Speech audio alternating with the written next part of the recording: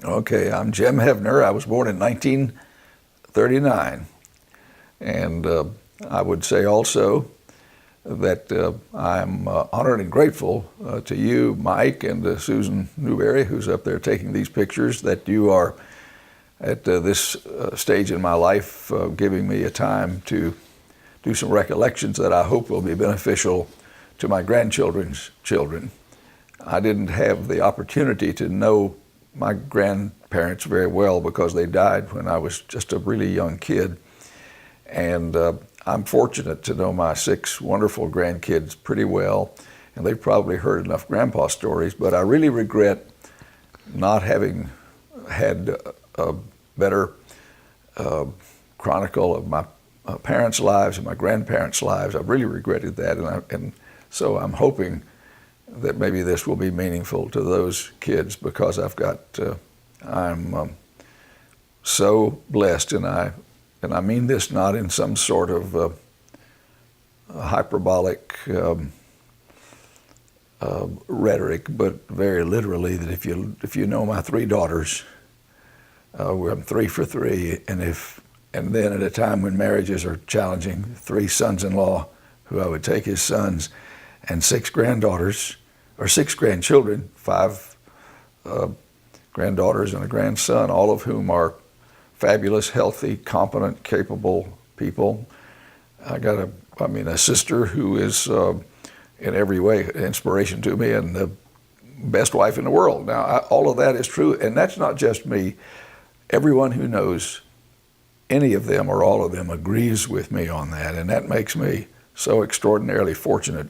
And I think it's important for my great-grandchildren to know that about their parents and their grandparents, and how lucky the great-great-grandparent was when he sat here and talked to you on this, what is this, November the 15th, I guess, November 15th of 2018.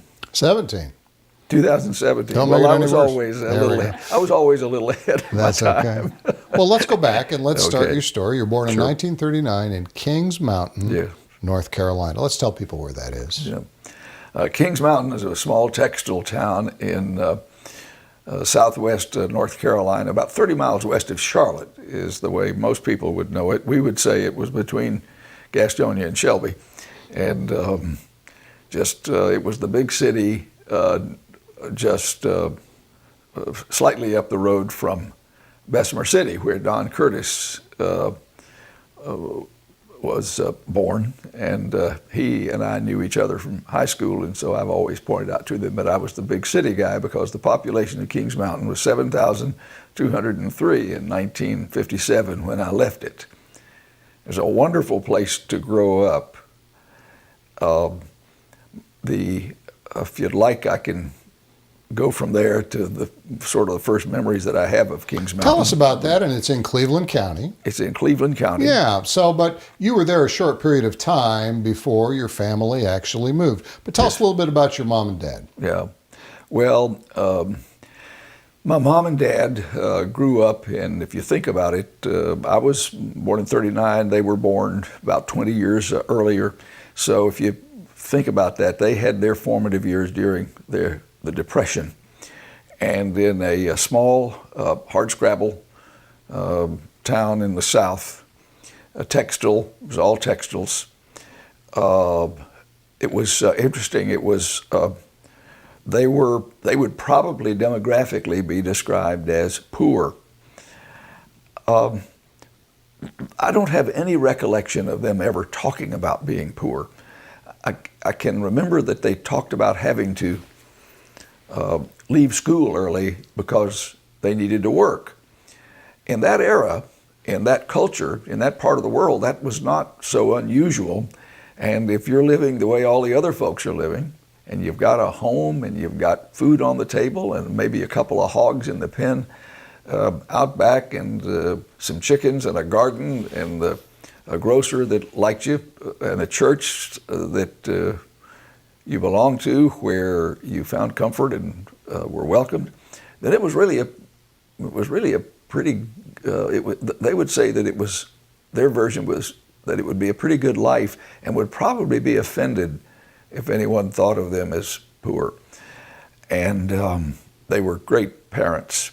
I can elaborate a little more on that when we get into the later years, but I was fortunate to be born to a mom and dad who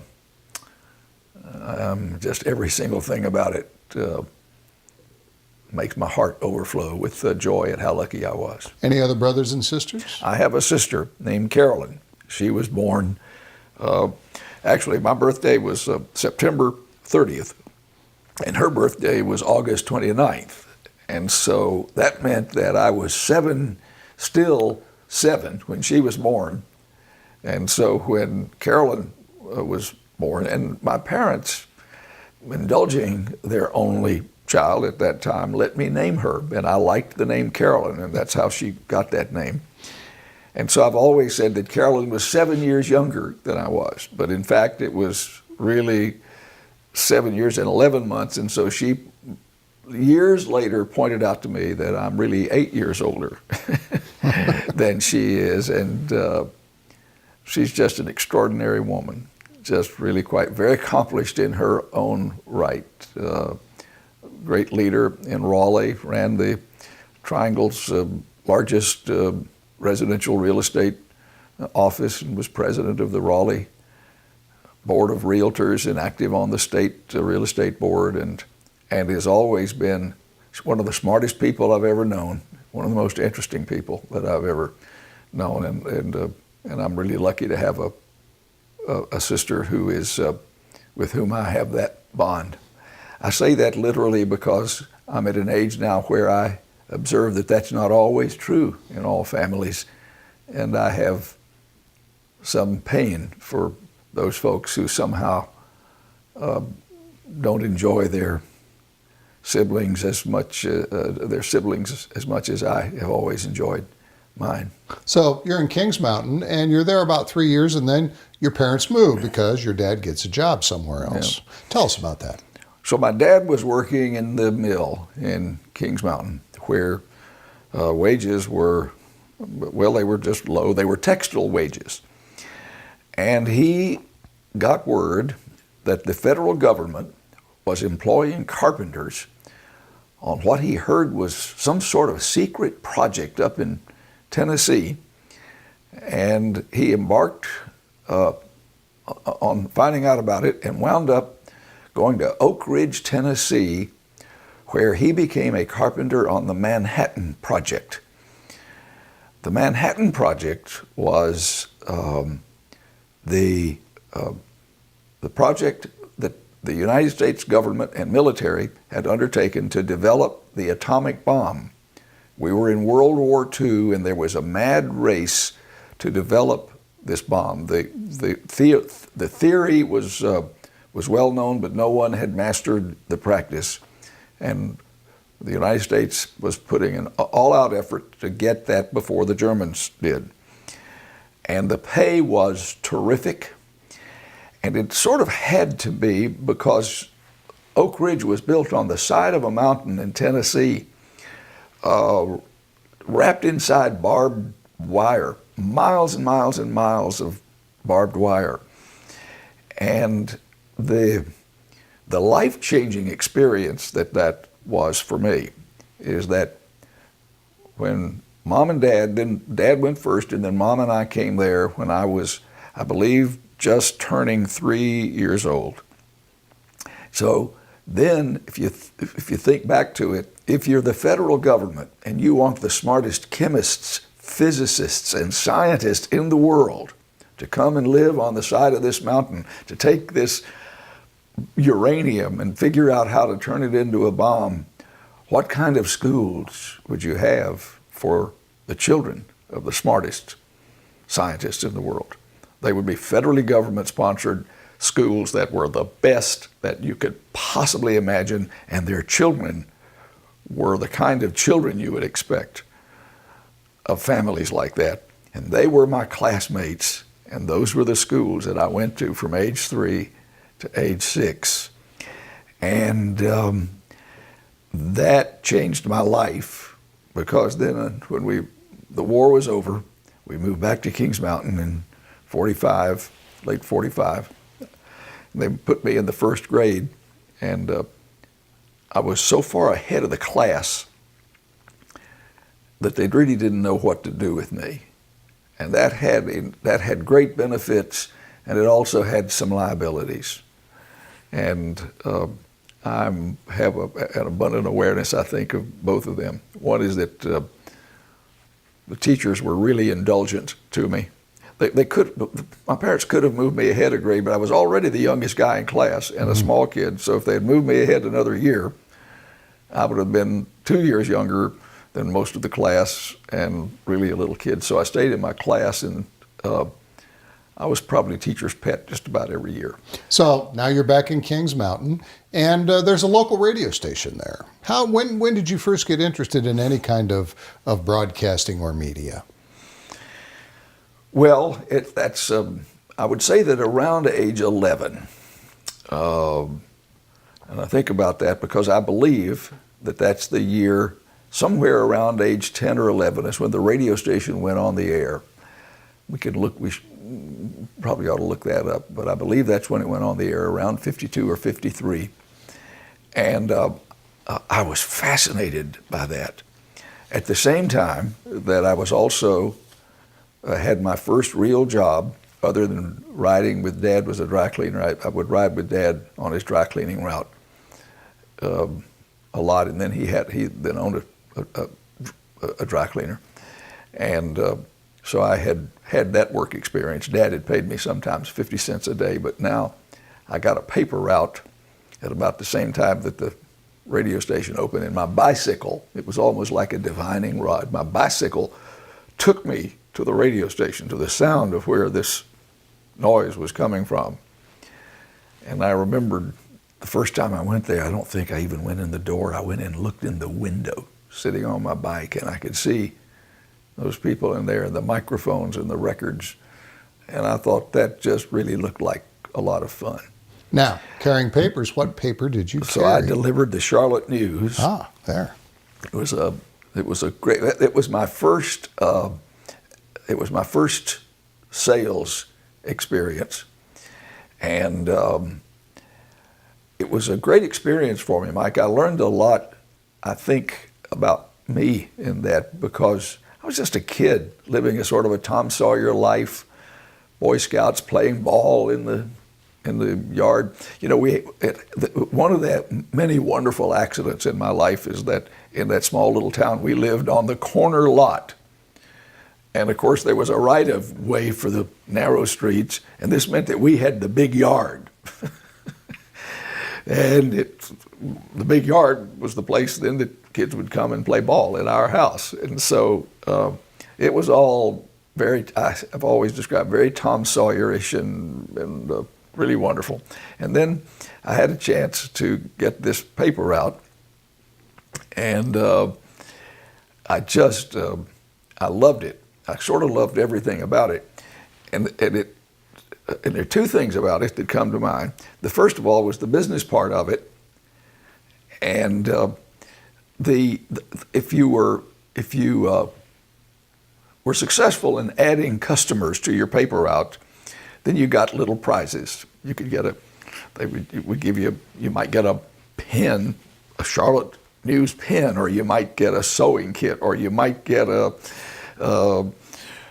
some prize. And while I was there, they had there was a contest that if you achieved a certain level of increase in your business, that you would win a trip, a 3-day trip, 2 nights, 3 days to Charlotte.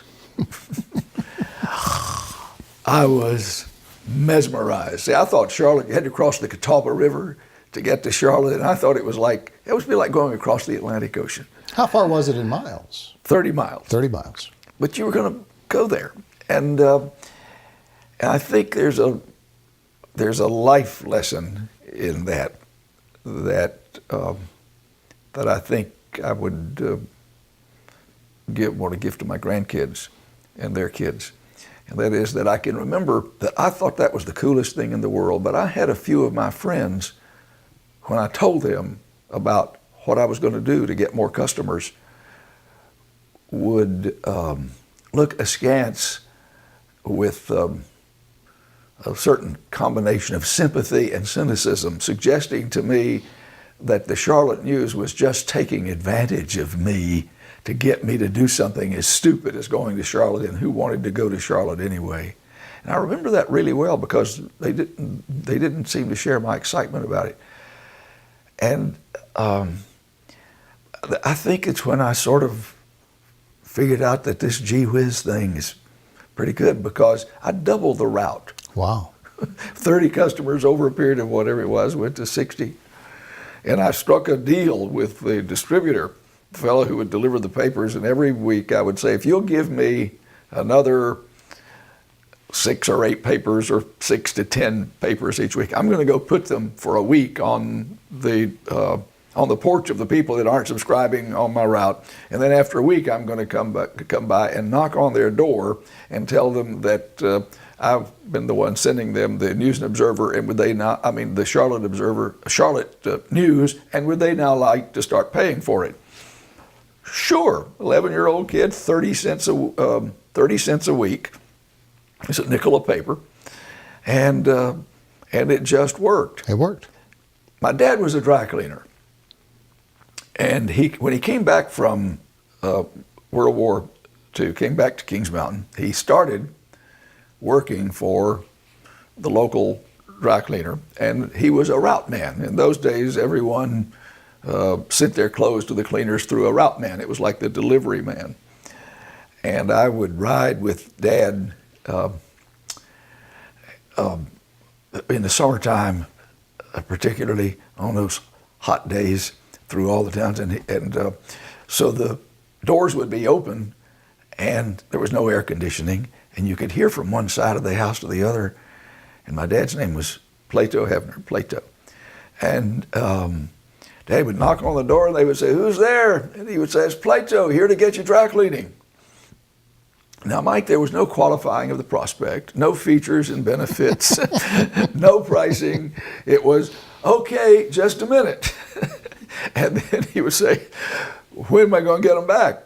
And he would say, "Well, how about Thursday?" And they would say, "That'll be fine." And Daddy loaded it up, and he loaded, and Dad would load his car. He actually, one time, I think the axle actually broke in the car, because he was loading it up with so many clothes, and he was collecting more dry cleaning than like the next 4 guys put together, just because he would knock on more doors and assume the clothes. He would assume that if he was standing on the porch, that they would let him do the dry cleaning. And I learned a lot about that. That was really good. So I did the same thing when I was delivering the Charlotte News. And did you win the contest? Oh, I won the contest, and I was the I had in certain areas had some more confidence, I think, as a result of the Oak Ridge experience and all that, than some of my peers. And I think the guys at the Charlotte News, they liked me. They would invite me over to the hotel room, and I would sit there and kibitz with them while they played poker and talk about life. And then we went to WBTV in Charlotte, the TV station where we saw the TV stars. I thought that all the TV stars were bigger than God. They were all just, they were all big stars, and I loved all of that. And we toured the museum and the Lance Packing Company, and what a thrill for a young kid, though. And it was fantastic. And I just thought a lot about how lucky I was that I was too innocent to be cynical, and my reporter skepticism that would come along later had not yet really emerged. While I was delivering the Charlotte News and began to think about the radio station, my parents had also encouraged me to enter the school speech contests. We had something called declamation contests, in which those who entered would memorize a little 5-minute speech, 5, 6, 7-minute speech, and then you would deliver that speech before the school audience, and then the judges would give you prizes for it. And somewhere in the middle of all of that, at about age 10 or 11 or 12, my parents, my hardworking parents, arranged for me to have a speech coach in Kings Mountain around 1948, 49. Have to think about that. What caused them to be They saw something. parents? Well, it was just they were intelligently loving parents and really committed to the things that I had a passion about. And so I had this speech coach. So now when I was delivering the Charlotte News, and when I would be get the papers, you'd wrap, while you were wrapping the rubber band around the papers, I would take a little time and read the front page of the paper aloud to see how I should be performing this if I were on the radio. And that's where it started. So then then I started doing the high school radio show.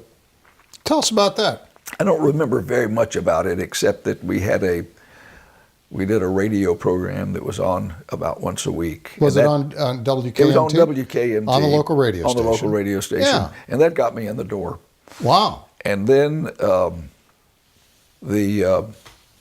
and then I started doing my first sports thing. The happiest accident, I was not a very good athlete, but when I was a sophomore in high school, I broke my arm.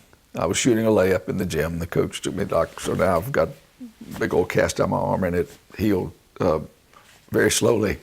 And the coach, being the typical gruff, demanding coach that he was, gave me the clipboard and told me to be the statistician. And then when we got to our first game, he said, "Well, Heavner, you're probably not good for anything else. Why don't you go over there and announce the lineups?" And so I went over to the PA system in the school, and guess what? Mm-hmm. I liked it because now I had everyone's attention, and I was the public address announcer. That carried over into baseball. American Legion Junior Baseball was huge in those days. In a town of 7,000 people, 3,000 or 4,000 people would come to the baseball games. And I was the PA announcer. And your age at this time was? Probably 14. Yeah. And the sports editor of the Kings Mountain Herald came over one day and said, one evening, and he said, "Hey, son, you've got that, you're doing the thing, you look like you like that, but we could use somebody to report these scores on the radio. Would you be interested in doing that?" And you can imagine how long it took me to say yes. And so my first radio show was the American Legion Junior Baseball Report. And I was so young, Mom and Dad had to drive me to the radio station to do that. And then I started hanging around. I started doing the Sunday morning church remotes. And the truth is, it was a great way to kind of get out of church, because I would go from church to church, sit in the back room, do this and play radio. But that put me in radio. And one morning, or one day that I was there, the manager came in and gave me $4. He says, "Jimmy, you're doing a good job on the remote. Here's $4. Well, then I was a professional. So was that Mr. Bridges? That would have been Jonas Bridges. Yeah. Who hired Don Curtis, and he hired me, and he hired a bunch of others. He was one of the owners. He was one of the owners. My gosh, what would Jonas Bridges say about you now? Well, it's interesting. Jonas was both an inspirational boss and a tough boss. He was pretty demanding. His wife, Doris, also worked at the station, and she was. I really learned a lot from her. She was. She had a softer side than Jonas did, and so he would be the tough guy, and she would be the. It was a good cop, bad cop thing that they had together. But Jonas was he let me run. He put me on the air. Was making and if you think about it, I was making $1 an hour. Now Don Curtis came along with a better deal later on, but at that time, $1 an hour, that's what the grown-ups in the mill were making. Mm-hmm. That was adult pay, and you were a teenager. That was adult pay, doing adult work in an adult world to adult standards. Mm-hmm. That actually there was a degree of learning taking place there that was certainly not taking place in the classes in high school, because I was a terrible student. So how long did you stay at the radio station? Till I graduated from high school. And about when would that have been? That would have been in the 1957. 1957. It was time to go to college. What were your aspirations? Where did you want to go? Oh, there was never any question. I was going to Chapel Hill. And this was before you worried about getting in. You just knew that you were going to get in. And you just kind of went.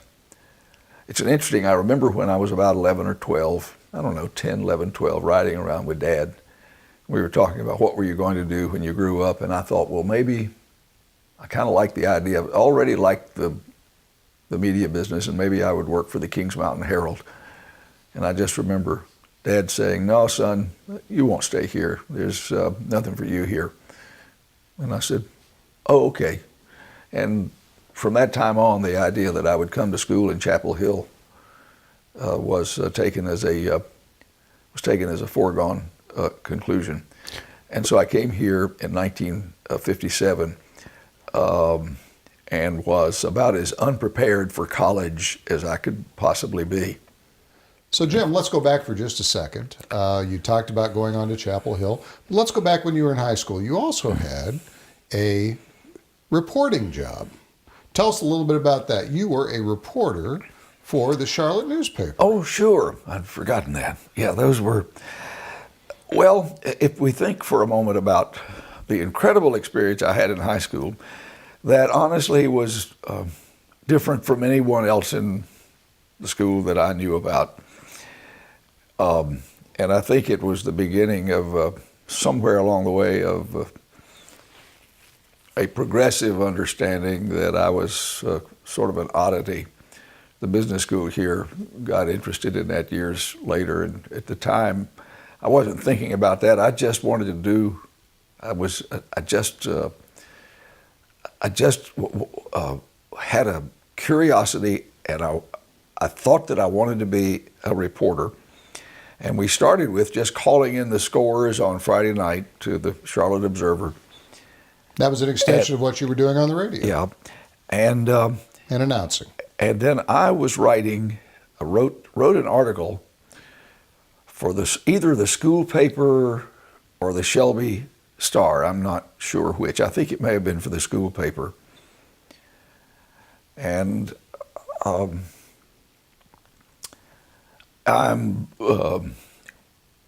have some concern about talking about this element of it, because it probably makes me sound more accomplished than I was at that time, but it was a seminal moment, so I will tell you. I was in the ninth or 10th grade, but I think ninth grade journalism class. It was supposed to be a junior class, but I will work my way into that, and also in the ninth grade work my way into typing class. And the journalism teacher asked me to stay after school, and came in and proceeded to give me a lecture on plagiarism. And I didn't really know anything about plagiarism, but she began to tell me how unethical it was, how dishonest it was, and how in the media business it was important to never bring in, not steal other people's work, put my name on it. And I remembered, it was quite an admonition. And when I asked her what she was talking about, she handed me the article that I had written. She says, "Where'd you get this?" And she operated on the assumption that there were elements to it that whatever I was, a 13-year-old kid probably was not had not produced. And I promised her that I had done it. And the only thing that I could do was ask her, I said, give me another assignment and I'll write another story. I hope it was okay. But that suggested to me that I had a leg up on this. That goes back to Oak Ridge. It goes back to language skills and that I was a little bit ahead of my time. Now, so as a result of that, I wound up writing for the Shelby Daily Star, and I became a stringer for the Charlotte Observer. And at one time, I'd written a story for the Observer. I can't remember what it was, but instead of just saying, it says, Cleveland County Bureau. My bedroom with my little $35 Royal typewriter was the bureau or something. You were the Cleveland County Bureau. Now, clarify something for us yeah. at this point, because you mentioned two papers. Yeah. There were two at that time. The Charlotte News and the Charlotte Observer, or were they the same one? They were the morning and afternoon paper. Morning and afternoon. My recollection, and it's a recollection that that's been a long time ago. It was the Charlotte paper, and I have because I think that it started with the Charlotte Observer because I would call in the scores to the Charlotte Observer. They wanted all the high school scores to put in an agate form on Saturday mornings, and I would call them. That's how we got into that. So I was writing for the Shelby Star, and then I was working at the radio station, and I was the president of the. We had a student broadcasting club, and then we had a student dramatics club, and I was in the school plays, and I was doing working the radio in the afternoon, and you were busy fellow. And I was also for a year or two I was in the band, and having the most fun. I was doing everything but studying,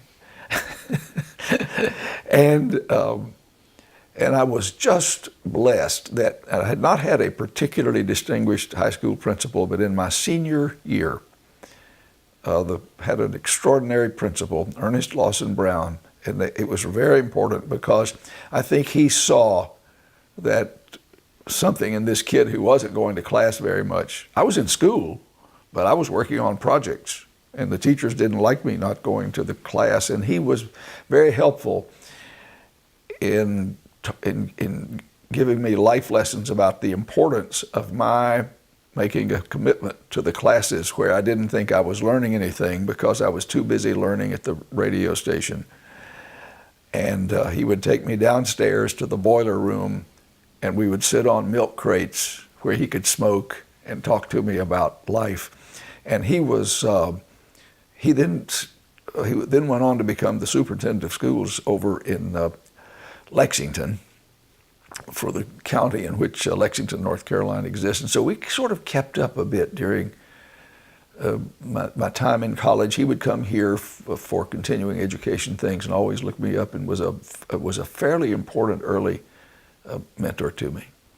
Well, you had a very interesting high school career, and I can see how this is going. Let's talk about Chapel Hill. You graduate from high school in 1957. You enroll in Chapel Hill. How long did it take you to get involved with the media in Chapel Hill? Oh, about a day and a half, because WUNC at that time had volunteers. It was WUNC in those days was pretty much a student-run operation. And as I'd said earlier, I came to Chapel Hill. This was, I think, the second year that they did the SAT, where we had to take an exam. I'd gone over to Shelby on a Saturday morning believing that I was going to sign up. I didn't know anything about the SAT. I'd never heard of it. I wasn't really sure I was going to take a test. I knew that I had to fill some things out. And so on a Saturday morning, I went over there about 10 o'clock, and then they handed us this test, and we started taking the test. And somewhere in the middle of that, I realized that I was not going to be through by 12 noon when I was supposed to start my job at the radio station. So about 11 o'clock, I asked whoever was there, the proctor, if I could call Jonas and tell him that I thought I wasn't going to get there for my shift that was supposed to start in an hour. And I remember he was not very happy with me because that's not a whole lot of notice. So were you working weekends back in Kings Oh Mountain? yeah. Oh Okay. no. This was in high. I'm still back in. Okay.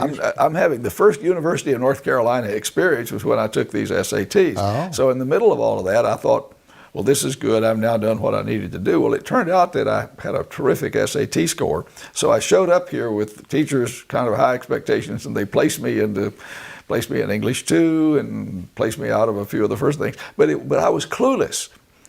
I did not know how to study. The typical study that is applied to how you come home and take a few hours out and block it and do structured studying.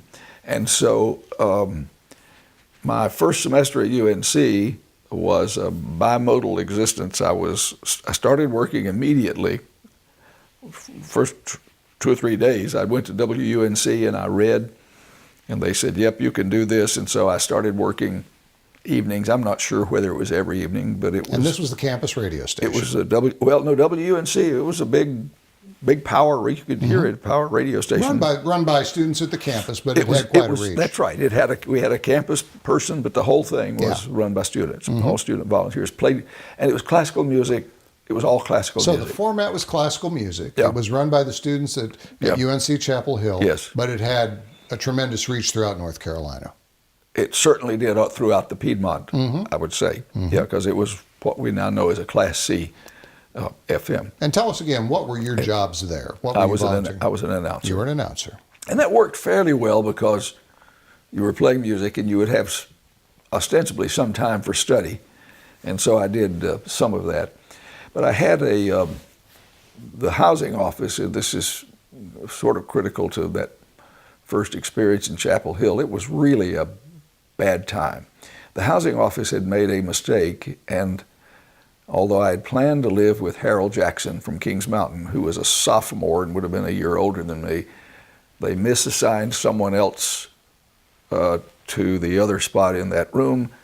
And when I got there, it was taken, so I wound up at the housing office, and they put me over in Cobb dorm, in the football dorm, and my roommate was a football player who was not a very good student and was not a very healthy guy. He beat me up a couple of times. Oh, no. And so I was really struggling with school, and that's where Swag Grimsley, Joe Grimsley, who was a student there on the GI Bill. He was a freshman also, but he was 4 years older than I was. And he was living right down the hall from me. And he said, what's going on up there isn't very good, Jim. I think my roommate's about to flunk out. And as soon as he does, we're going to put you in his spot. And he moved in, and he became my mentor. And he inspired me. He was very committed to public service. He wound up being Jim Hunt's right-hand man. He was Jim Hunt's right-hand man up through the Helms campaign in the 70s or 80s, whenever. I think that was in the 80s. 84, I believe, is when the Helms Hunt campaign took place. So for about 25 years. Well, that put me close to the notion of public service and began to set,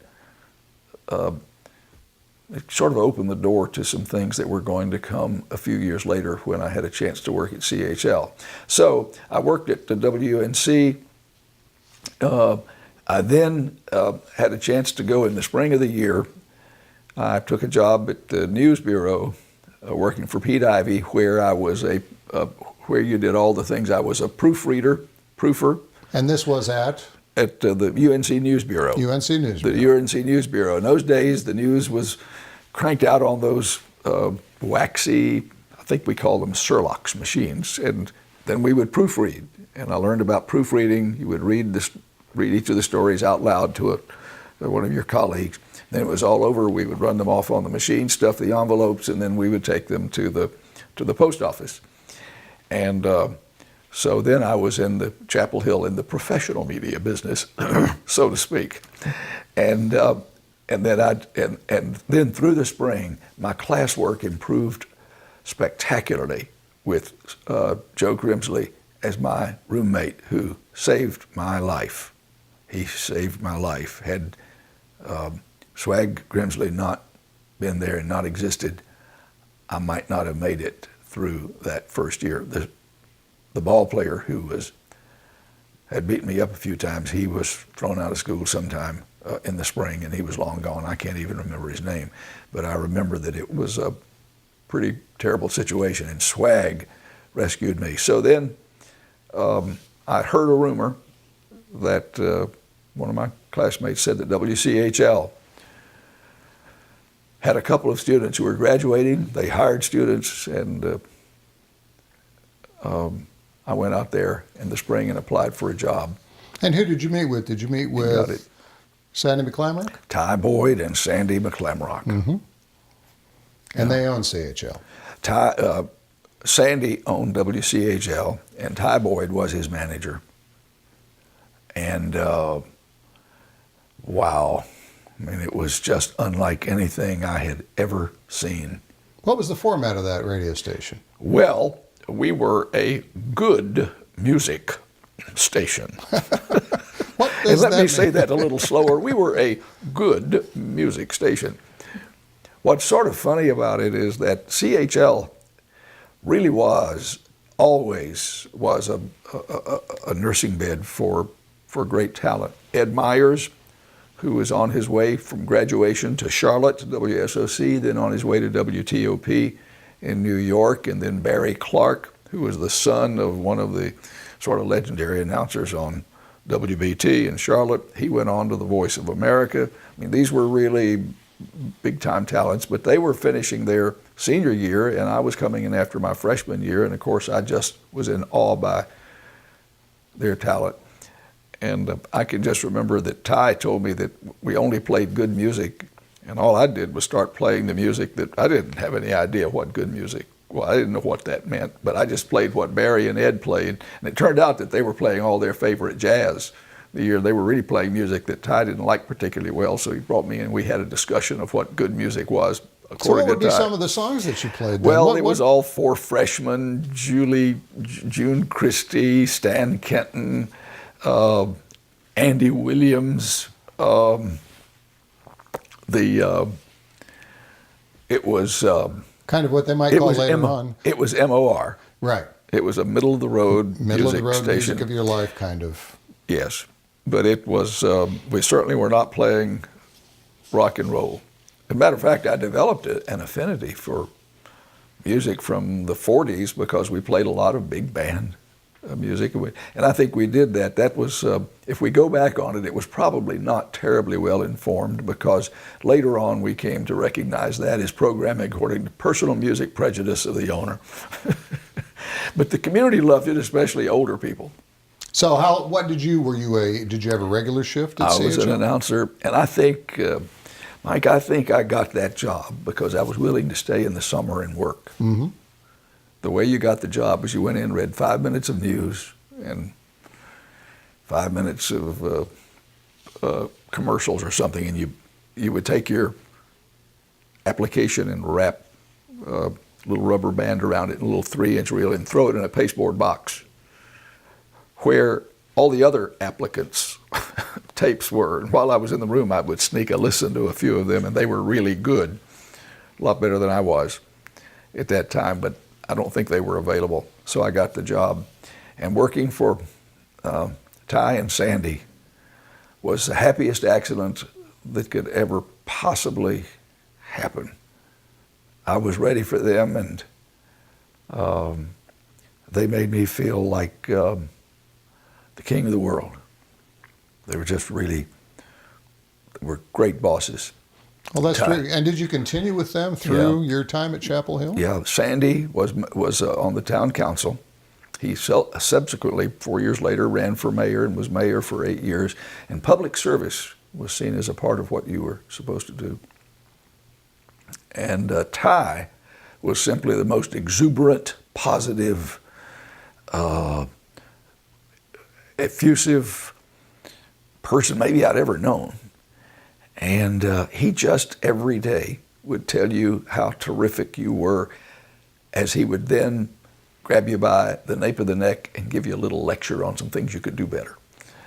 And I loved him. I love him now. He was just an extraordinary leader for Jim Heavner in 1958, at a time when I needed to get the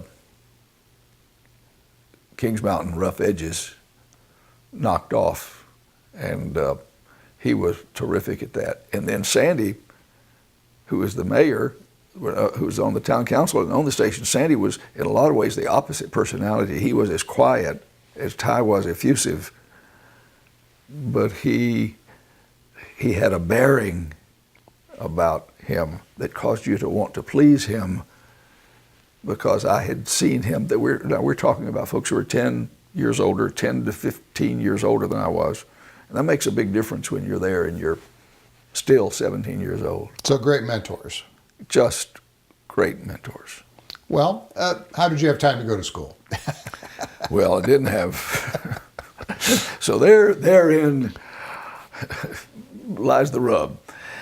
I was not a very good student, and I continued to work at it. My grades got middling, good enough to pass, and was just sort of lumbering along. And then sometime in 59,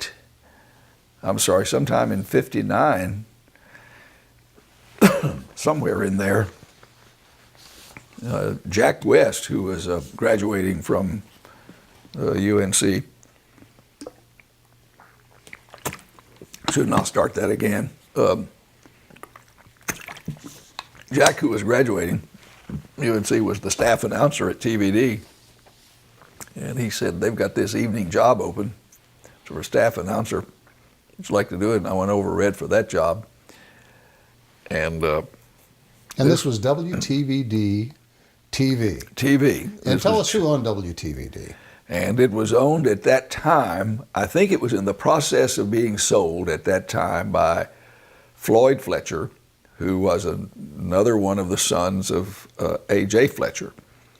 A.J. Fletcher, it was the founder of WRAL TV in Raleigh. The other station in town. The other station. And so we had the same family in the beginning owned both TV stations. But one of them was Floyd's, and one of those was AJ's and Fred's.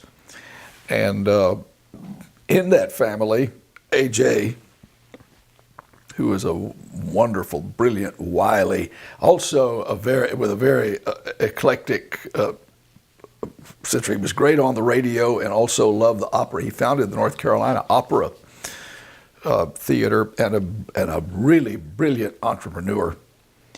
Along the way, he had a daughter who married a fellow named Goodman, and that daughter brought us Jim Goodman, who AJ anointed. He leapfrogged over his sons and their cousins to put Jim Goodman in charge of the operation, and as they say, the rest, as they say in history, because Jim Goodman was up to the task and went on to do incredible things over there. But at that time, they were just the Fletcher family. And so I was working at the TV station, and I was the only announcer. We had one other person that would come in and I think do one of the newscasts. But from 4 in the afternoon till 11, you were the announcer at WTVD? if they had the fun house, we had the cartoon show. And so there was a big flat, as we call it, on the screen. So you had 3 big circles, and then the fun house right over the top of it. And I think that was the title of the show. You had Porky Pig sticking his head out of one of the circles, and Bugs Bunny over here with his head coming out of another. In the middle circle was me, my head with a little bowler hat. Hi, kids. And I introduced the cartoons. That would have been the 5 o'clock show. And then at 6 And a live audience of children locally. No, it was just in the studio. In studio, yeah. It was just in the studio. Yeah. And and it was all ad-libbed, and it was all live. There was no videotape. No videotape. This meant that every commercial where there was a stand-up on it had to be done live. And we also didn't have any teleprompters. They would so that you could see the script, you would write it out in long copy paper in the AP newsprint paper, and the cameraman would lock the camera down, and he would scroll the copy by you as you did the Belk's commercial or the automobile commercial or the Sears commercial, and it was just great experience until you had started a lawnmower live 15 times in a weekend to talk about how wonderful the lawnmower is. You haven't felt pressure anywhere else, because if the lawnmower didn't fire up, you just knew that it was going to be bad. So you could make sure that lawnmower was really tuned, because So that's when you what we did the did. Sears commercial, It was live. you started the Sears lawnmower. Is that Right correct? there on the air. Right Actually, on it was air. the flip. It was the first lawnmower you had that you could do. You could wind it up and flip it and make it start. Right. And the darn thing started every time. But I always thought to myself, what in the world was I going to do if the You were darn demonstrating thing that. wouldn't start? And while you were at TVD, in fact, Floyd Fletcher sold the station to it was in that era. I think that he sold it to them and then he stayed there. Cap But Mr. Cities. Fletcher was big time. I was an announcer. I had a program director. I didn't really know him. He was just this gray eminence somewhere upstairs who seemed to preside over it all. Mm-hmm. Very And important man. Did you also work at WRAL at that time? That came later. I had really liked the radio business better than the TV business, because radio was simpler. You could do things that were more spontaneous. I was really interested in the news part, and Ty Boyd offered me an opportunity to come back to CHL to do some more responsibility, but I'm a little fuzzy on just when that lasted. But I was at the TV station for about a year, and then went back to CHL, and somewhere in the middle of all of that, I got a call from the producer of what was going to be a bowling show on WRAL TV, and and I went over and I didn't exactly read for it. I just talked, and they said, "Okay, this is good. What do you know about bowling?" I said, "I don't know anything about bowling," and they all conferred, and they said we didn't know any announcers who knew anything about bowling. And they says, "Well, would you be willing to take a course in bowling?"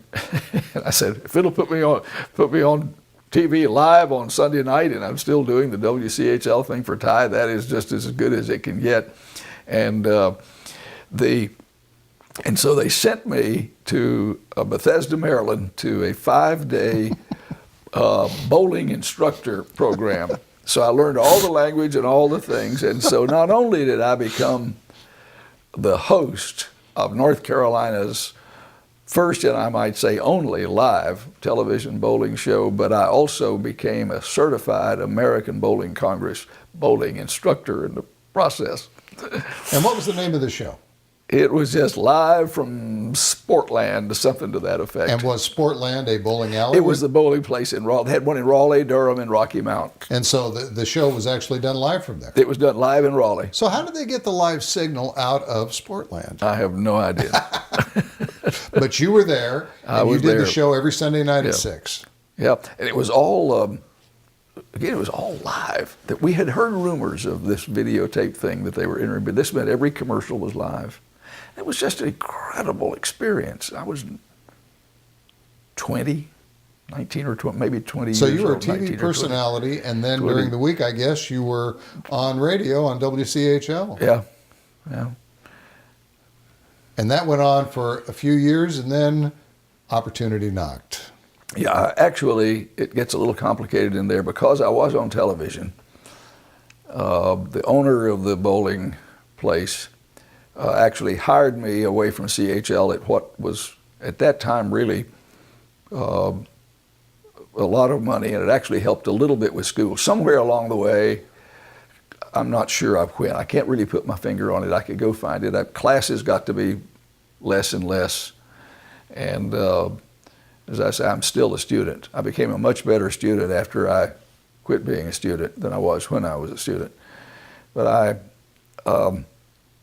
was, because I was doing the bowling show, they wanted to have me doing personal appearances to tell the story of bowling, and we began to run these big bowling clinics at schools.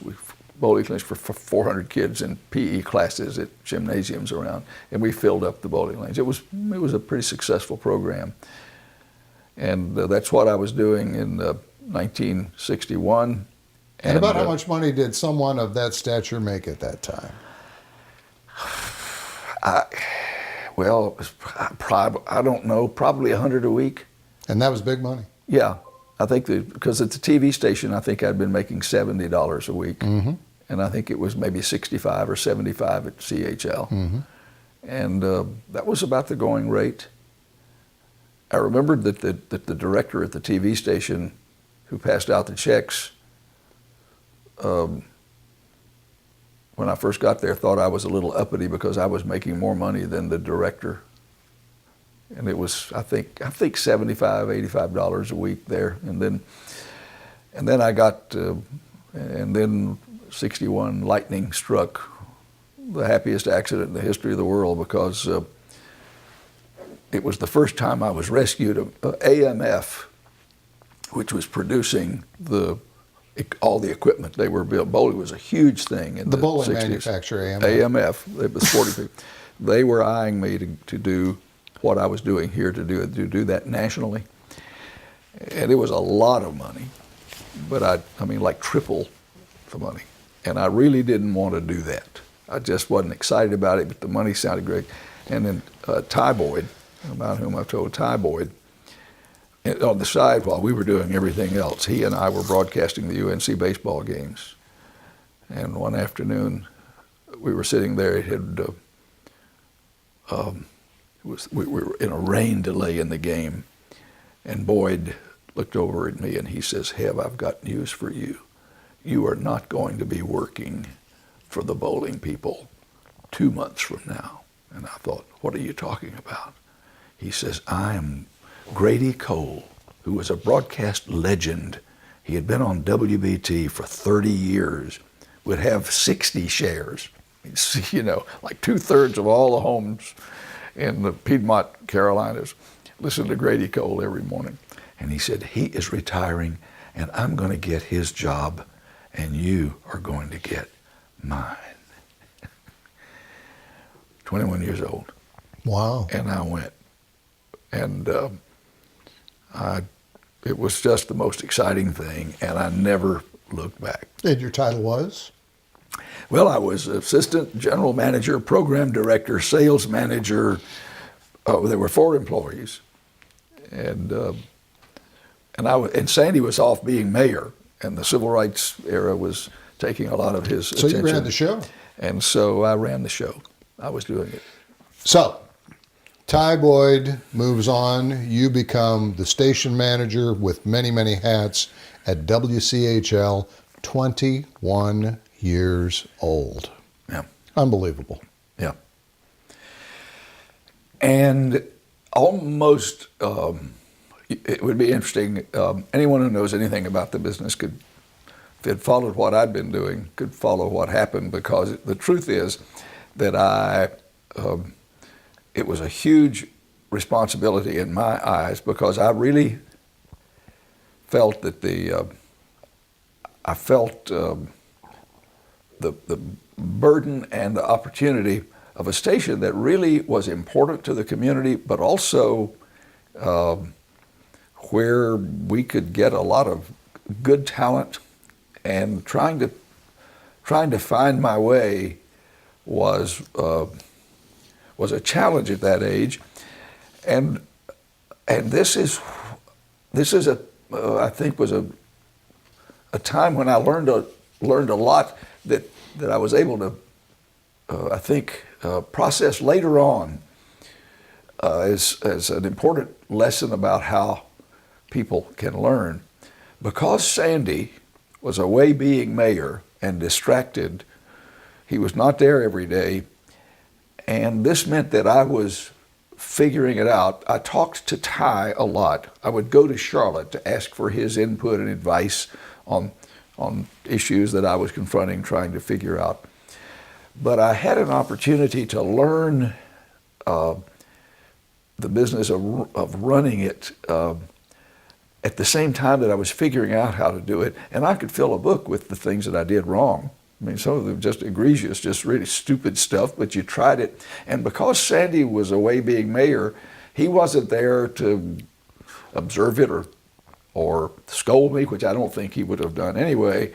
But during that period of the first 4 or 5 years we've got there, was really a matter of trial and error. And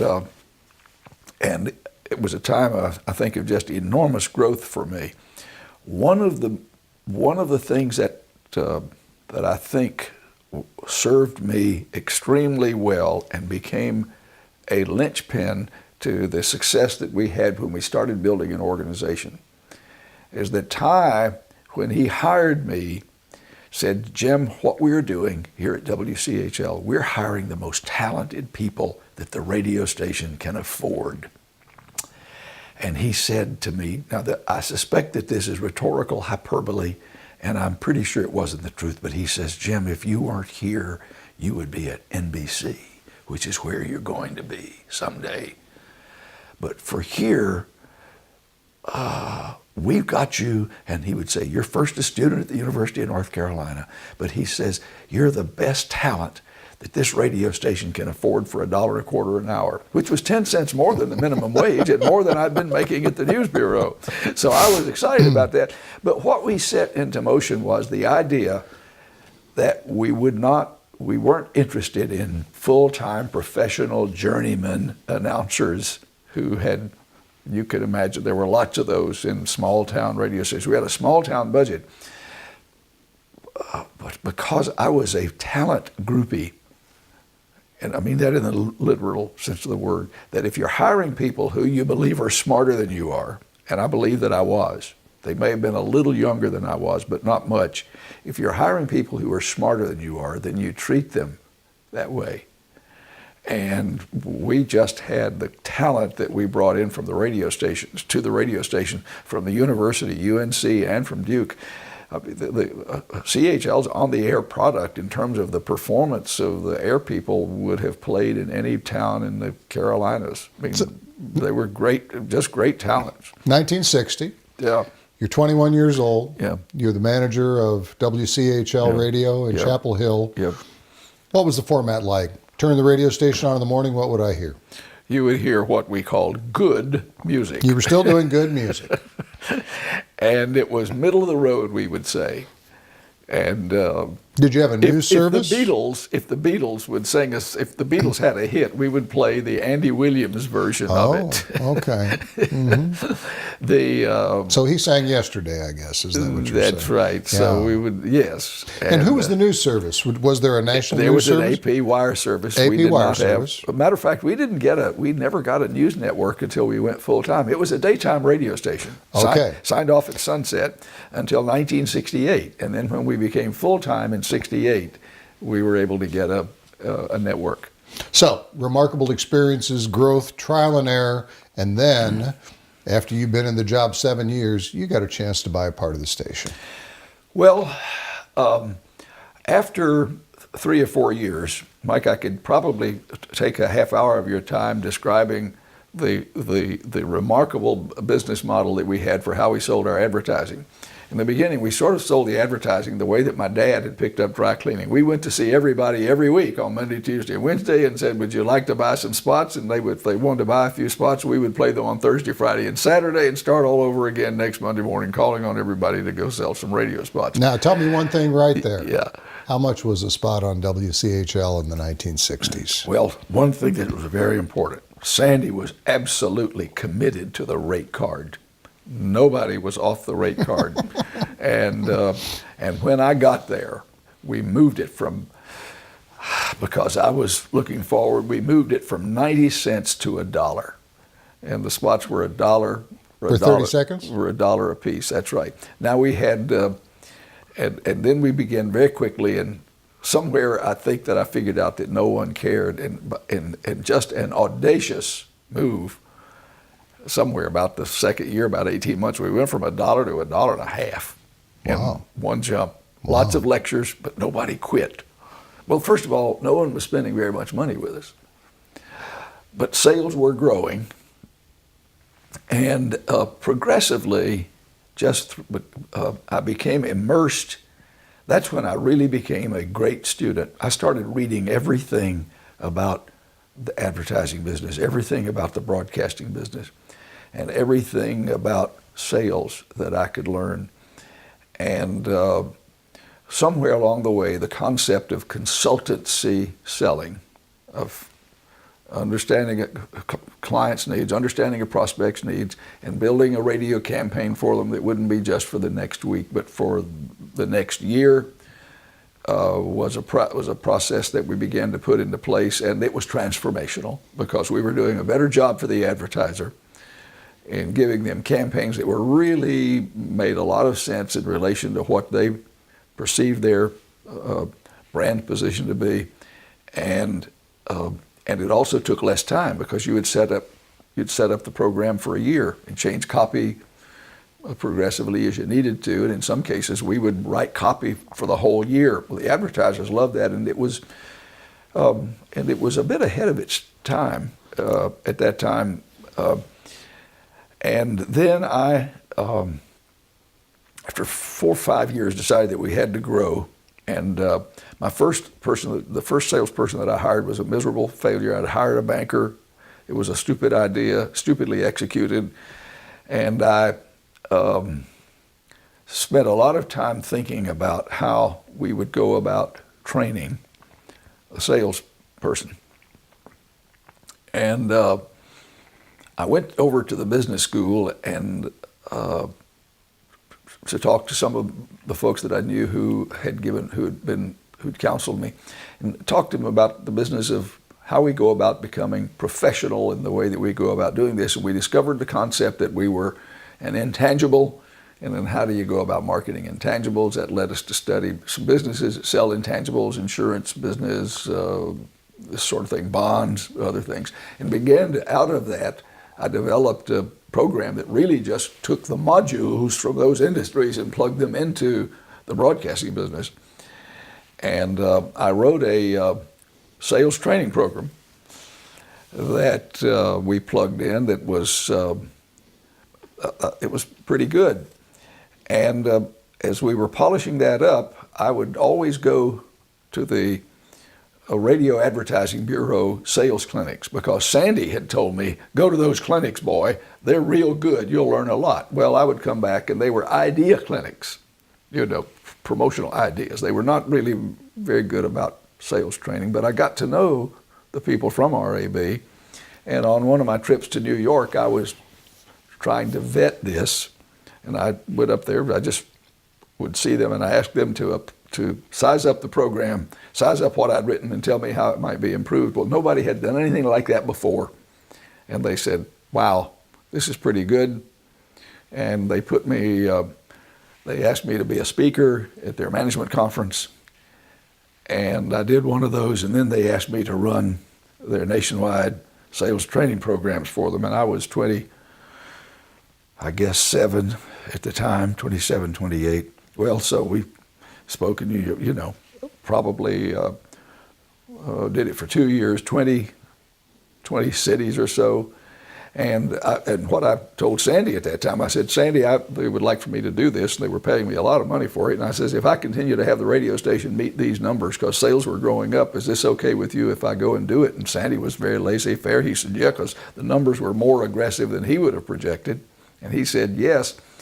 So because you were making a speech, it caused you to people thought that you were more competent than you probably really were, and job offers began to come.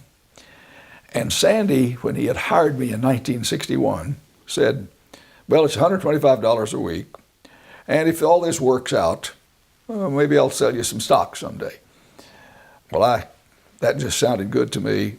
I just knew that if I was working for Sandy, it was going to be a good deal, and we didn't talk about it for 6 years. So these jobs started coming in, and I really did not want to go anywhere, but I just loved Chapel Hill, loved being here, and I was keeping the books, so I knew that Sandy could not pay me more. And I said, Sandy, I've got these things that come down. There was one in New York, one in Denver, and they were pretty good jobs. And again, a lot more money, but I didn't want to go there. I just wanted to be in Chapel Hill. I love Chapel Hill. What do you do on Saturday afternoon? Like, you can't possibly have anything as much fun as going to the football game. That was my worldview. And I asked Sandy, how's that stock thing work? And that was he told me what we could do, and I bought 40% of the stock in WCHL that we had the radio station appraised for what he ought to charge for it, and we were billing about $90,000 a year, and the radio station was worth $150,000. So Sandy sold me 40,000. I'm sorry, he sold me 40% of the station for $60,000, and I borrowed and borrowed and borrowed and came up with the money to be able to do that. And this is about 1966. 66, I would say 66 or 67. 66, 67. So and everything went up from there. So the value at that time, $150,000. You borrowed $60,000 for your 40%. And well, I had saved some money. Yeah. I had to borrow $33,000. I had come up with $27,000. My gosh, that's remarkable. And, now, and in those days, you could do this. Sandy told the fellas at the bank that I was a good boy. He's a good boy. He'll be good for it. And I needed $33,000. And that's all it took. And they loaned it to me. Tell us one other thing, too, and I wanted to ask this question earlier. This is going back a little bit. So who would your biggest advertisers be? You were doing $90,000 a year in revenue at WCHL. Who were your big advertisers, maybe both in name and as in category? Who spent money on radio in 1966, Belk. 1967? Our biggest advertiser was the Belk store. Belk. Leggett Horton in Chapel Hill. You may remember that the Belk stores had local partner owners. Right. And they were our biggest advertiser. The Belks were out of Charlotte, but of course they had partners in a lot of different places, Yeah. and that's exactly what you're talking about. Tell us the name one more time, Belk. Belk Leggett Horton. Oh my gosh. And then it progressively one day became Belk Leggett, and then ultimately became Belk. And of your $90,000 a year, how much of that do you think was Belk? Well, that's a good question, because we always worried. Somewhere very early on, I learned, just studying organizational development and when did the company reach a certain level that it became a franchise and not beholden to a given customer. And it was probably, of the 90,000, they were probably spending four or 5,000. We had a lot of advertisers. Had a couple of hundred advertisers on the station. So who are some of the other big spenders? Car dealers, were they substantial at that time? Yeah.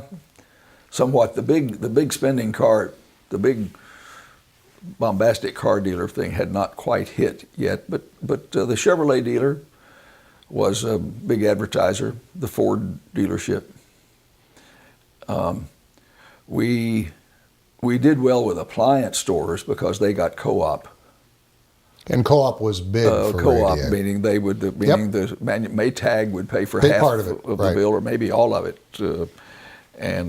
So we, the tire company would got a lot of co-op. So this is the beginning of the village companies. Yes. And let's tell people what the village companies, what was your vision at that time? Well, another wonderful story was that I had the great fortune of hiring Roger Jennings. Roger was a graduate student at the time and working for WUNC TV, but he had applied to us for a job as a salesperson. And Roger came in, and very quickly I taught Roger everything that I knew how to do. We spent a lot of time together, and his numbers then became better numbers than my numbers because he didn't have to go through the 5-year learning curve that I did, and he was just very, very successful. So then it was the two of us who were selling. And then we then began hiring one more salesperson per year. We did not want to have, we didn't want to just hire salespeople and put them on the street and tell them what to do. We had made a commitment to training, to hiring the smartest people that we could hire, all of whom were right out of school, and in most cases it might have been right out of graduate school. So they were a little older, but we were getting them very early in their career. And because they didn't have any bad habits that they had learned anywhere else, they were learning about sales development from us. And along the way, this ultimately had to do with how I wound up in the sports business. And also in 1961, when I was hired, 2 months later, Dean Smith was hired as the basketball coach. And we were neighbors. And Dean started doing a daily live radio show I was the morning man also. He was doing the live radio show every morning, a little 5-minute radio interview that he would do on his way to work when he was driving in. And if he was on the road recruiting, he would call in. Because Billy Carmichael, who had been one of my mentors at an advertising agency, he always said the most powerful word in broadcasting is live. So every morning I could say, now live, the Dean Smith basketball show. Well, Dean was 8, nearly 9 years older than I was. And when I'm 21 and he's nearly 30, that made a big difference. And he had spent a lot of time thinking about organizational development. He didn't use those terms, but about team building. And the time that we spent together was not talking about basketball, but it was talking about team development. And on his team, he never, the highest scorer in the game would be the last player that he would mention when talking to the press. It was whoever had set the picks the best, whoever had played the best defense, who had blocked out the best in the game. Because he says, well, the high scorer is going to get all the attention from the newspaper guys anyway. I want to make sure that my guys who are listening to me know what I value. And out of that, we set up from the very beginning, our sales development program included compensation according to the performance of the team and not according to the performance of the individual. And what we were doing from the first day that they started in sales training, we were also training them to be managers, because we said we're going to own more radio stations, because I knew by then that I wanted us to grow. I believed that we would be buying more radio stations. And so that set up a psychological contract in which the senior salespeople, in this case Roger and then George McCall, who went on to have a great career in his late years at WUNC, and then Lee Hauser, who owns a radio station out in the northeastern North Carolina, Elizabeth City, I believe. So you were learning to be both dependent on your teammates for success, cheering for your teammates to succeed, and giving them help where they need it, and it just became a machine that was about as certain to grow. And we always said this was not a get-rich-quick place, but it was a get-rich, almost certain place. And getting rich didn't necessarily mean becoming wealthy. It meant getting rich in whatever way you defined rich. If you came there as an announcer, and if your goal was to be an anchorman at a TV station in Chicago where you'd grown up, then we would lock on to that goal, and we wanted them to salute the company goals, and we would do everything we could do to prepare them for that. And when they graduated from the school, we would become their agent to sell them, to sell the future employer in Chicago on how great they were. And that just built a talent pool.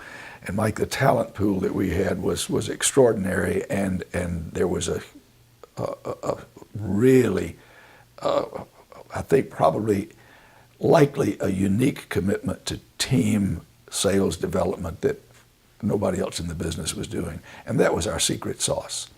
So then Roger came to me in 1968 and started telling me about one of our advertisers who had said that Chapel Hill did not have, its newspaper was read by about 30% of the people in town, that we had a prosperous town, and that we needed to do a shopping guide. And Roger Jennings started telling me about this. And I thought it was the dumbest idea I'd ever heard, because I was a radio guy. And Roger campaigned for a year. Took him about a year, as I best recall it, to finally convince me. He walked in one day, a local realtor had come from Canandaigua, New York, and he brought in the shopping guide from Canandaigua, and he stacked them on my desk, and he says, "Big Jim, if you don't do this, somebody will." And I said, "We've got it." And then we started the Village Advocate. And that had the wonderful, accidental, unintended consequence that was not in our place of making us diverse. We were a broadcasting company, and we were then a publishing company. And then we needed to call it something, so we called it the Village Companies. And the Village Advocate was a bi-weekly? It was first a weekly shopping guide. Weekly? Yes. Okay. Delivered, hung on the doorknob. I spent a year, part of what we did, I then spent another year researching it. By the time we produced it, I had traveled around the country, found the best publishers in the business. I'd spent a week out in West Des Moines, Iowa, studying the most successful shopper in the country to find out what they were doing. And it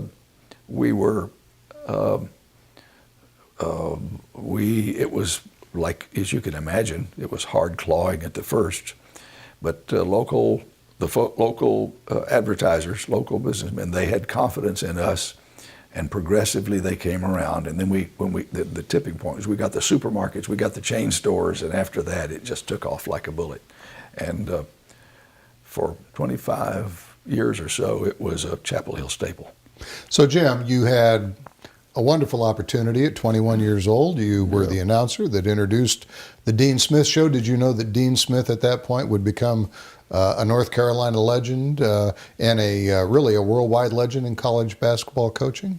No. But he taught you the importance of teamwork.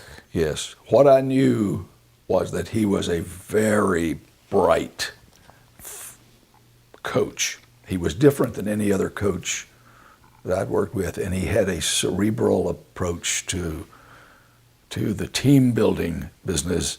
And then, see, what most people don't remember is that Dean was hired in the wake of the point fixing scandals, and North Carolina had been placed on probation by the NCAA, and for about 5 years, Dean was restricted in his recruiting, and the schedule was also restricted.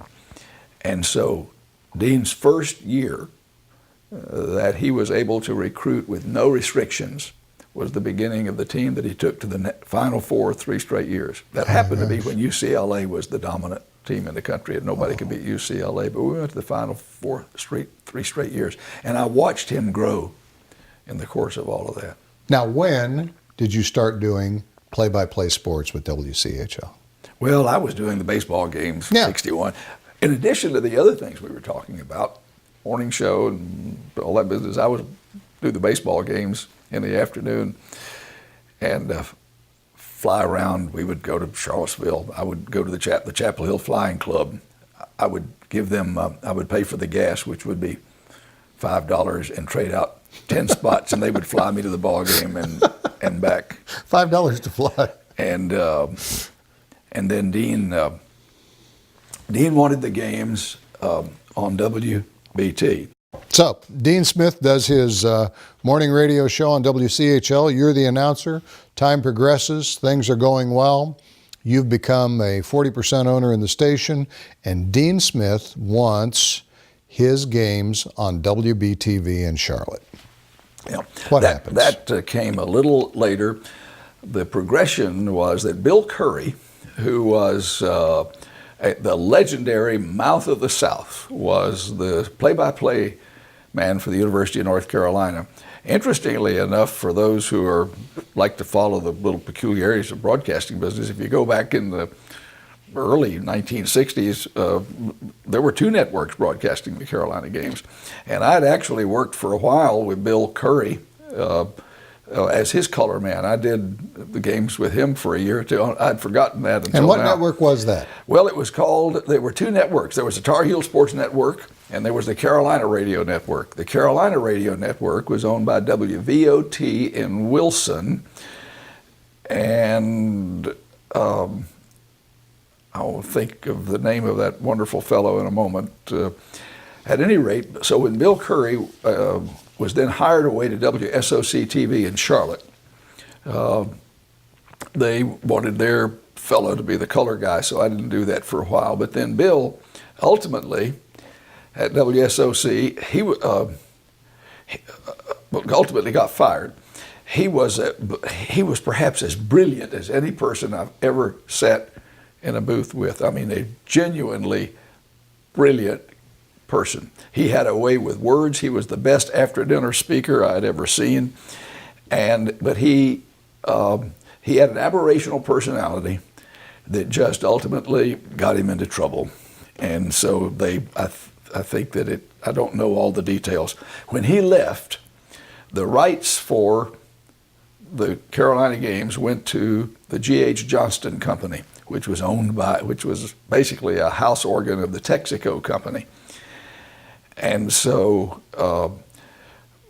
at that time, they made Woody Durham came in, and they had Woody to be the play-by-play guy. He was working at the TV station, and then they hired me as the color guy. Now, let's talk about what year about would this be? This would have been around 1970. Now, when you say he was working at the 71. TV station, which TV station? Woody was working for WFMY TV in Greensboro, okay. Channel 2 in Greensboro, and he would come over and do the games, and I was at CHL, so both of us were being paid a talent fee.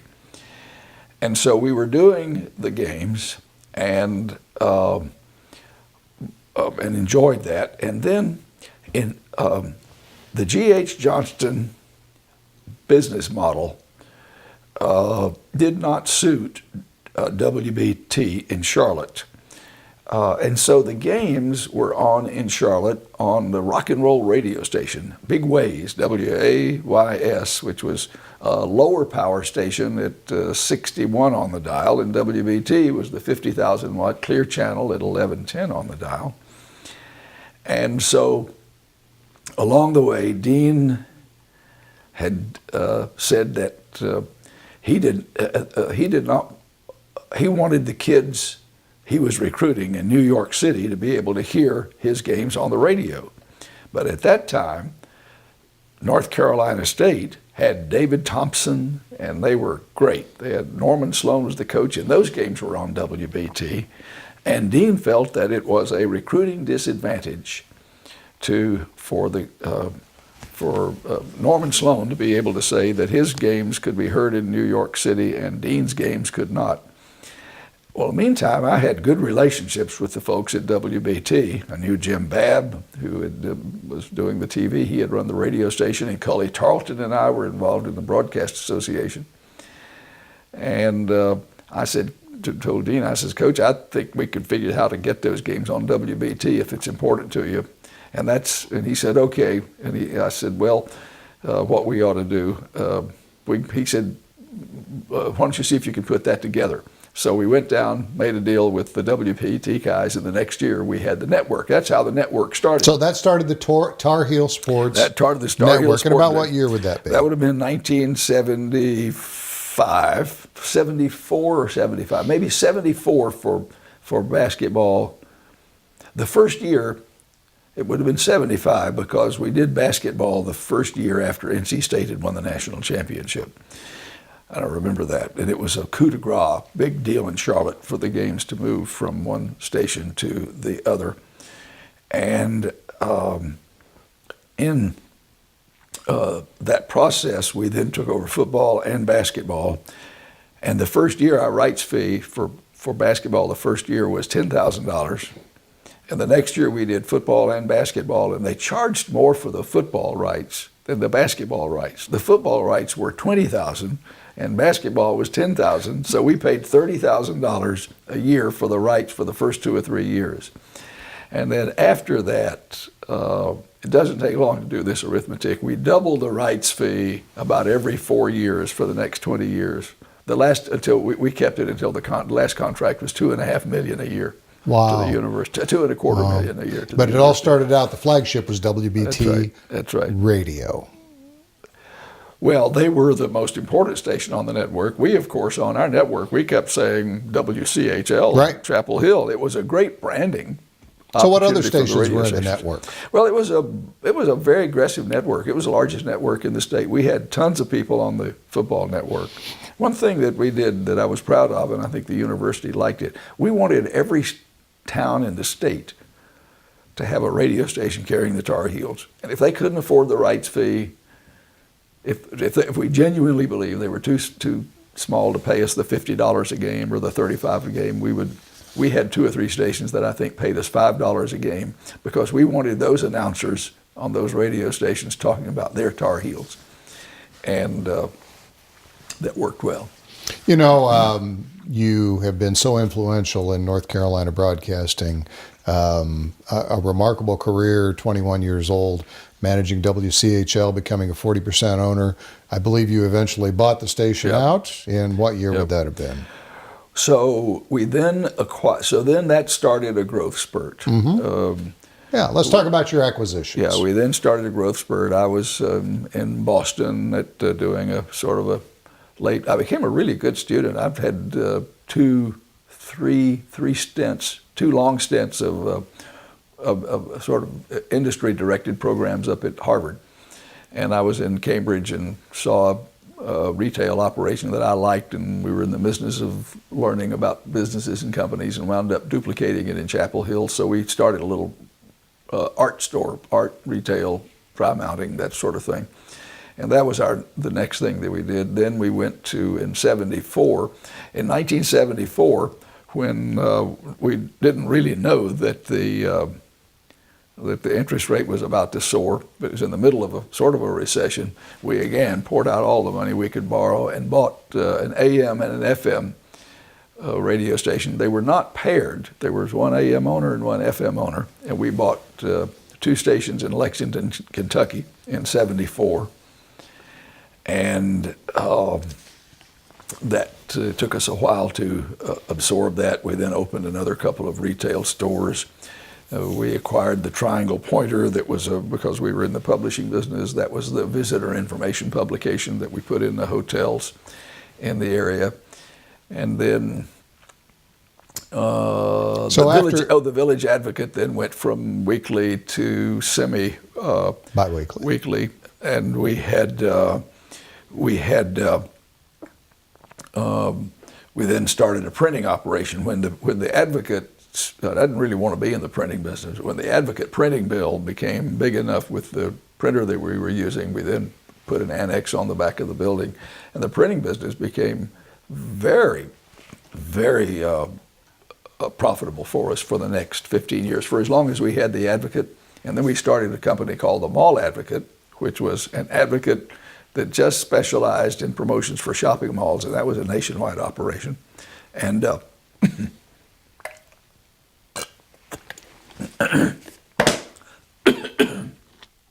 excuse me, we acquired, I need to stop and breathe once in a while.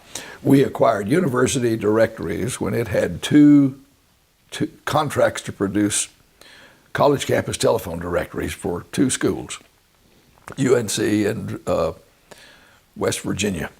And how we came to have that is a story for another day, but if we have time, we can tell you, because we stumbled into that very inexpensively. So you were publishing the telephone directories, the numbers for students at UNC Chapel Hill and West Virginia, and that was just the beginning. And that company grew into, in the last 5 or 10 years of University Directories that we owned it, we were doing over 200 campuses and had about 25,000 advertisers nationwide. And it just spawned all sorts of things. And we trained salespeople. That's where our sales training program came in. I would estimate that we trained 7,000 or 8,000 college students in our sales training program. And it was just great. Oh, that, of course, led us to cable TV. And that came through the North Carolina Association of Broadcasters, where Lee Wallenhaupt, who had been the president of the association, and I had been the president of the association, we were on the board together. And Lee was the one who really cornered me, and he said, "Jim, this cable TV thing is coming, and you just better go get it. Just go get it." And Lee was older than me and a little bit of a mentor, and so we campaigned for it. It was a huge campaign to get it, but we won. We beat 5 other companies for the Chapel Hill franchise, and then we had 5 other franchises before we sold it. We kept it for several years, and it was different than the other things we had done because it was very capital intensive, had huge margins, and of course had to be really kind of smart to make money with a radio station, because radio stations, or the advertising part of it's fairly management intensive. Cable, if you just don't screw up, you've got to get the pictures out, get the thing. It's really hard not to make money in cable.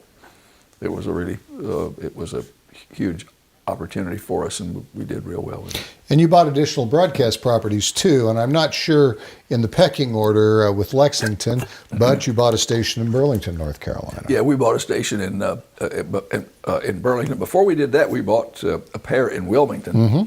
The Dunley family had been there forever, and it had been one of those legacy radio stations. And Mr. Dunley died, and his family sold it to us. And we loved Wilmington. It was really a terrific place. We had great growth down there, and it was the money that we got. We kept that for not very long. We kept that for maybe one of them, we kept the AM for 3 years, and I think the FM for maybe 5 years.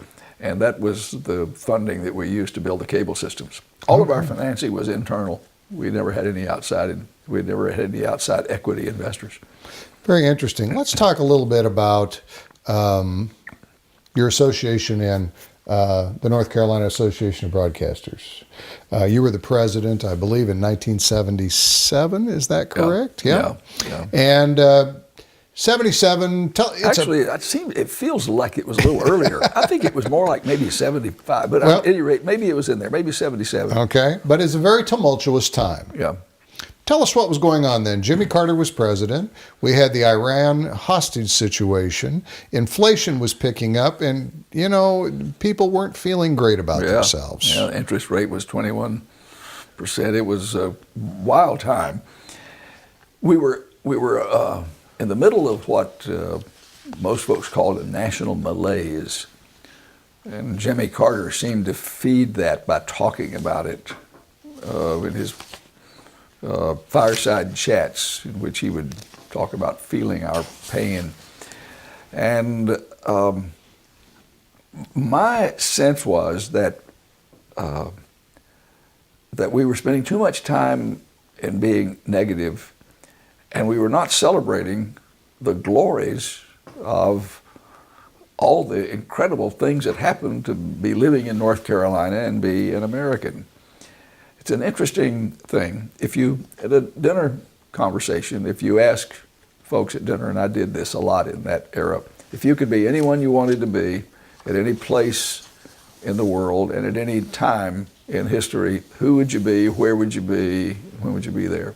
And most folks have some notion, well, you'd like to be in the Renaissance era, in such a place, and you want to, live on a beautiful desert island or something. Well, the truth is that living here in North Carolina at this time, in this country, in this place, was about as cool as you could get. And if we really dig down into it, most people really don't want to be anybody else. They want to be them. And so we put together a campaign that we called the Spirit of North Carolina campaign. And we didn't have any money. Jim Hunt was about to be elected governor. We knew he was going to win because he was the odds-on favorite. And Swag Grimsley, who I told you about earlier, was his chief of staff. Well, he actually secretary maybe of the Department of Administration or chief of staff, but he was his right-hand man. And we went to Jim Hunt and told him what we had in mind. And I said, I need some money. We needed $10,000. And I said, I want to produce a radio campaign celebrating the character of North Carolina. And we did that. And Chuck Blower, who was a terrific producer out in Los Angeles, had done some things for some churches that had caught my attention about how if someone just said, be sure to put on your overcoat, that was their way of telling you that they loved you. And I liked the tone of that. And so the campaign was called, I like calling North Carolina Home Campaign. And we, with the governor's help, well, what the governor did for us, I said, we need to get these on the radio stations and not just as a public service campaign.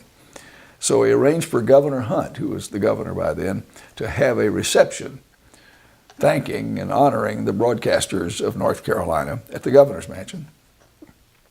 And that evening, all the broadcasters came and we played these songs that I like calling North Carolina home. And Cully Tarleton at WBTV in Charlotte had created a video, a television version of this.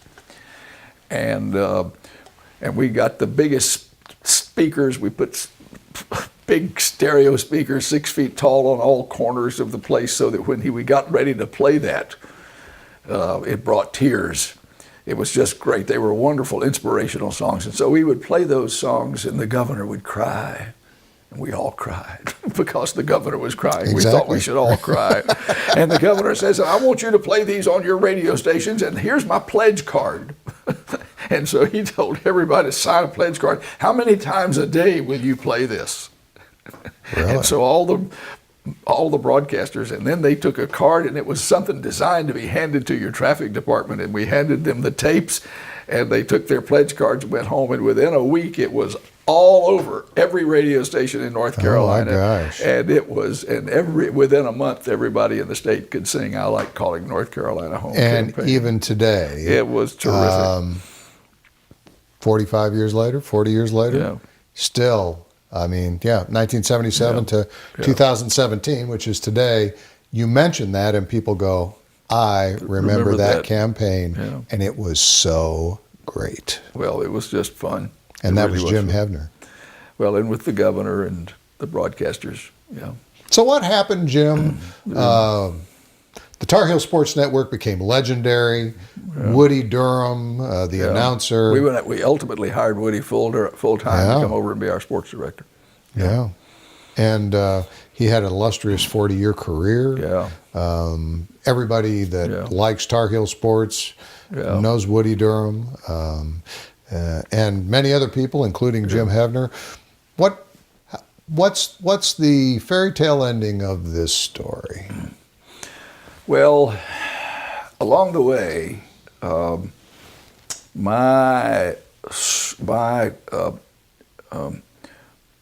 greatest burden, I believe, and the greatest talent that I have is one that I'm curious. I just have always had a curiosity that kind of first revealed itself when I would be a young reporter and go to the press conferences back in the 60s, and all the other reporters would be ready to go home, and I would still have 5 more questions. And I honestly thought that my questions, in a lot of cases, particularly in the sports world, I was more interested in the human part of it than I was who could block and tackle. Dean Smith, interestingly enough, I think liked it that I wasn't very much an expert in basketball, but I was interested a lot in the human development part. And I think that in order to understand others, it's a real good idea to see if you can start by understanding yourself. And so I became, I think, more introspective than the average character in trying to figure out how this kid from Kings Mountain, first kid to go to college among all my cousins, and got here, and then how I was able to do every day the work that I would have paid to do. and went on to not only be able to do the work that I loved to do, which was the reporting and the writing and the people part in the human development, but also I discovered along the way that Sandy made me an accidental entrepreneur. I didn't really have a vision that I was going to own the thing. I just wanted to grow and be a reporter. And I learned along the way that I had a risk profile, that I was willing to take on the risk of being borrowing the money and building the program, but it didn't seem risky to me. It just seemed like the thing to do. And then to have the people that we were able to bring into the company and grow through that were people that when I say that I was honored to be working with them, they may not have always felt that because I was known as a demanding boss. But I knew what their potential was, and I could see what their ultimate capability in our company and beyond could be. And it was just the coolest thing ever. Every day you looked forward to getting there and going to work. And I look back at that and I think about the idea that I got to be the radio guy, the TV guy, that I then got to somehow or another be able to shape a company in whatever my own particular idiosyncratic vision of it might have been. And then to have all that be financially rewarding.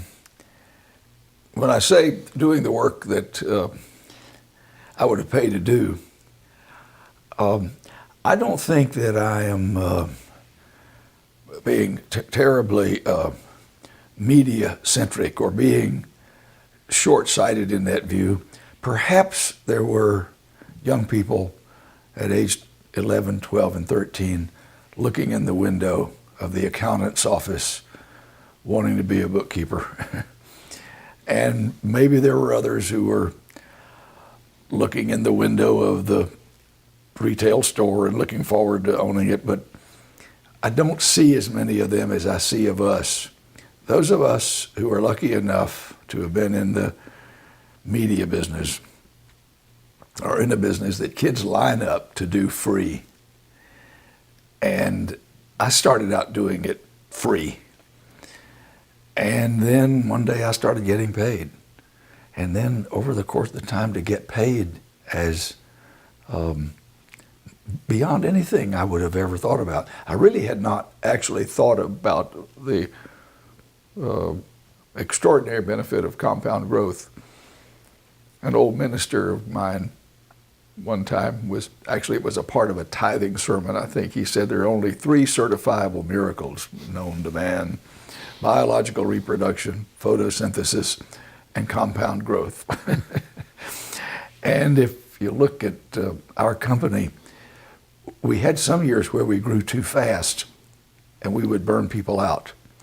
And years when we would grow too slow, and over a period of time, the really great people would not be challenged and it would be hard to keep them there. And somewhere along the way, we found that a sweet spot was about 30% a year. And we grew the village companies, and over the last 20 years of it, owning an average of about 12 companies, we grew at 30% a year for 23 years before we did one of our major liquidity events in the mid-90s.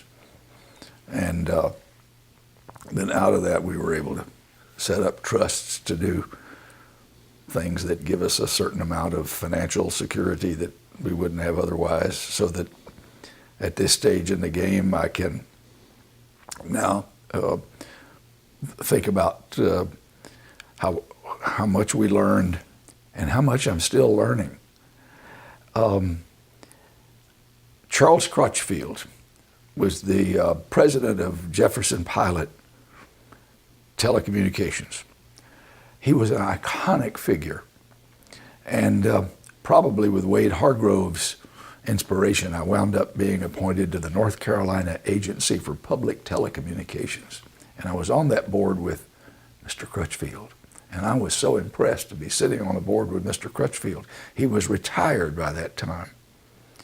And I would sidle up to Mr. Crutchfield to hear his stories about how it was when he was bringing along these stars at WBT and WBTV. Along the way, I discovered that Charlie, as I came to call him sooner or later, wanted to hear my stories. That he wanted to know what we were doing. He wanted to know about the Tar Heels. He wanted to know about the network. He wanted to know the things I was doing. And then he had the presence of mind to give me some wonderful counsel. And he said, Jimmy said, I really enjoy this. He says, I get to enjoy hearing you tell about what you're doing, knowing that I don't want to go back and do it anymore. So the work that somehow or another you love doing, there's a time and a place and a certain geriatric inevitability as we get older and still have the same enthusiasm for our business, but our duty cycle gets shorter, that we progressively get rid of those things that bring risk and bring responsibility, but the curiosity doesn't go away.